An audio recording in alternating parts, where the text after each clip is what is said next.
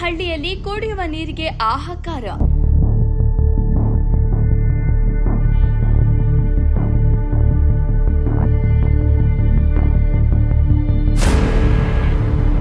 ಅಧಿಕಾರಿಗಳ ನಿರ್ಲಕ್ಷ್ಯಕ್ಕೆ ಗ್ರಾಮಸ್ಥರ ಆಕ್ರೋಶ. ಬಿಪಿಎಸ್ನಿಂದ ಟ್ಯಾಂಕರ್ ನೀರು ಪೂರೈಕೆ.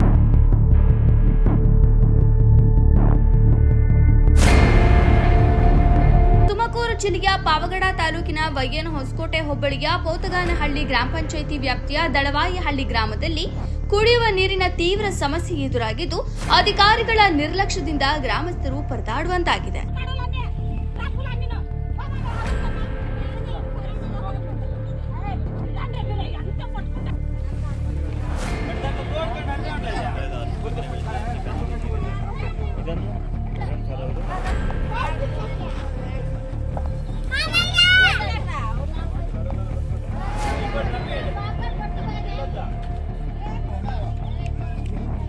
ಕಳೆದ ಹಲವು ದಿನಗಳಿಂದ ಗ್ರಾಮದಲ್ಲಿ ಕುಡಿಯುವ ನೀರಿನ ಅಭಾವ ತಲೆದೂರಿದೆ.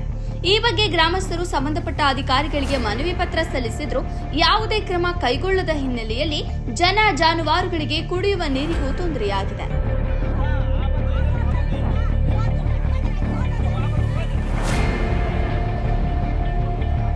ಸಮಸ್ಯೆಗೆ ಸ್ಪಂದಿಸಿದ ಅಧಿಕಾರಿಗಳ ಧೋರಣೆಯಿಂದ ಬೇಸತ್ತ ವಕೀಲರು ಹಾಗೂ ಭಾರತೀಯ ಪರಿವರ್ತನಾ ಸಂಘ ಬಿಪಿಎಸ್ ರಾಜ್ಯಾಧ್ಯಕ್ಷರಾದ ಪ್ರೊಫೆಸರ್ ಹರಿರಾಮ್ ಎ ರವರು ಸ್ವತಃ ಮುಂದೆ ನಿಂತು ಪರಿಹಾರ ಕಲ್ಪಿಸಿದ್ದಾರೆ.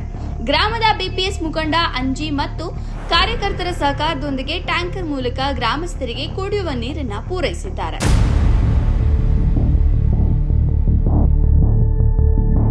ಮನವಿ ಕೊಟ್ಟು ಸುಸ್ತಾದವು.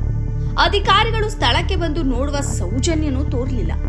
ಬಿಪಿಎಸ್ ಸಂಘದವರು ಬಂದು ನೀರು ಕೊಟ್ಟಿದ್ದರಿಂದ ಸದ್ಯಕ್ಕೆ ಉಸಿರಾಡುವಂತಾಗಿದೆ ಎಂದು ಗ್ರಾಮಸ್ಥರು ಅಸಮಾಧಾನ ವ್ಯಕ್ತಪಡಿಸಿದರು. ಟ್ಯಾಂಕರ್ ನೀರು ತಾತ್ಕಾಲಿಕ ಪರಿಹಾರ ಮಾತ್ರ. ಗ್ರಾಮ ಪಂಚಾಯಿತಿ ಹಾಗೂ ತಾಲೂಕು ಆಡಳಿತ ಕೂಡಲೇ ಎಚ್ಚೆತ್ತು ಶಾಶ್ವತ ಕುಡಿಯುವ ನೀರಿನ ವ್ಯವಸ್ಥೆ ಕಲ್ಪಿಸಬೇಕು ಎಂದು ಪ್ರೊಫೆಸರ್ ಹರಿರಾಮ್ ಹಾಗೂ ಗ್ರಾಮಸ್ಥರು ಒತ್ತಾಯಿಸಿದ್ದಾರೆ. ವರದಿ Nandish Nayak P, CTV news, Pavagada. ಬಂಧುಗಳೇ, ನೀವು ನೋಡ್ತಿದ್ದೀರಾ ದಳವಾಯಿ ಗ್ರಾಮ, ವೈಯನ ಹೊಸಕೋಟೆ ಹೋಬಳಿ, ಪಾವಗಡ ತಾಲೂಕು. ಇಲ್ಲಿ ಕಳೆದ 10 ದಿನಗಳಿಂದ ನೀರಿನ ಸಮಸ್ಯೆ ಇದೆ.